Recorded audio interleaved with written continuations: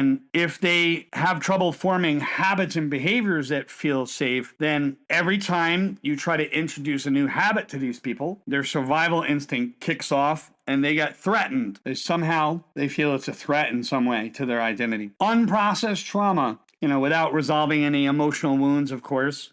People subconsciously play out their patterns. They replay their patterns. And you know what? Those patterns, it just mirrors their past pain. And we look at their belief systems, their early experiences, their childhood. It shaped all of their core beliefs about self-worth, about relationships, about the world. You got to remember the framework in the way they perceive the world is also important because they were maybe told that the world is a terrible place. Other people might have been told that the world is a fair place, or an objective place, or a place of good and bad, and there's neutral in the middle.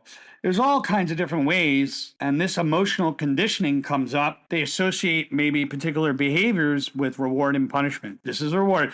God forbid you say the word discipline. Oh, that's punishment. Can't do a push-up. Sorry. Can't try that diet. Sorry, I won't try a diet either. Why? It's pain. Why? The word discipline means pain to them. It's quite simple. So they operate off of those reward and punishment, and they look at the word discipline. They make the connotation of the word discipline as being painful. And it could have easily come from an authority figure when they were a child that literally used the word, I'm going to discipline you. And then as a result of that, they've associated that. Because there are other people that hear the word discipline, it doesn't have the same connotation, doesn't have the same meaning to them. The fear of change, right? The fear of change is probably by far the biggest one.